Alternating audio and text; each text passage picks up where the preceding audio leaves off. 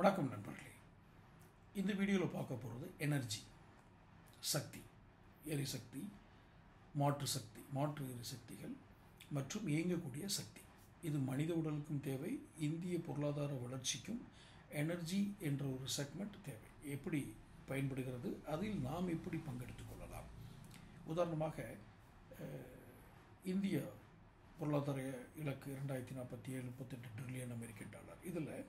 இது சேவைத்துறையில் வருகிறது, சர்வீஸ் செக்மெண்ட்டில் வருது எனர்ஜி.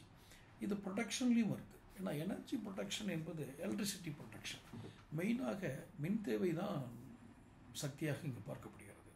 இதற்கு அடுத்தபடியாக ரெனியூவபிள் எனர்ஜி, எதெல்லாம் புதுப்பிக்கப்படக்கூடிய எரிசக்தி, ரெனியூவபிள் எனர்ஜி.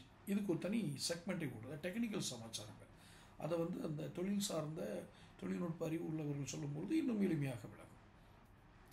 இந்த எரிசக்தி அதாவது சேமித்து வைக்கப்படக்கூடியதும் எதிர்காலத்தில் பயன்படத்தக்க சக்தியாக மாற்றுவதும் என்று ஒரு இன்னோவேஷனை நோக்கி போயிட்டுருக்கு.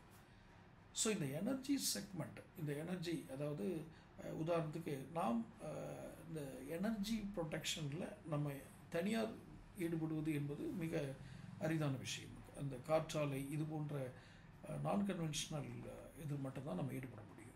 மற்றபடி நீர் மின்சாரம், அனல் மின்சாரம், இது போன்ற எனர்ஜி உற்பத்தியெல்லாம் அரசாங்கம் தான் பார்க்கும். ஸோ இதற்கு தேவையான உபகரணங்களை தயாரிக்கும் எம்எஸ்எம்இ மற்றும் ஸ்டார்ட் அப் நிறுவனங்கள், இதில் தான் நம்மளுடைய பொருளாதாரம், நம்ம தனிநபர்களுடைய பொருளாதார வளர்ச்சி இருக்கிறது.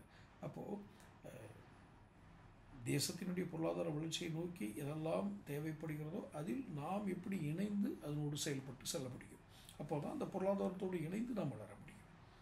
இதைத்தான் நாம்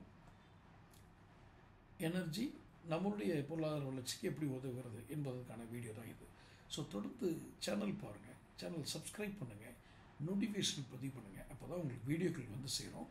இந்த எனர்ஜி, இதனுடைய டிரான்ஸ்ஃபர்மேஷன், இது அடுத்த கட்டத்துக்கு எப்படி போகுது, ரெனியூவபிள் எனர்ஜியில் எப்படி வருது, இது குறித்து தொடர்ந்து செய்திகள் வெளியிடுவோம். நிறைய நம்முடைய சேனலில் இது குறித்து நான் வீடியோக்கள் வெளியிட்டிருக்கேன், அதையும் பாருங்கள். தொடர்ந்து தொழில் சம்பந்தமான செய்திகள் கிடைப்பதற்கு சேனல் சப்ஸ்கிரைப் பண்ணுங்கள். நன்றி.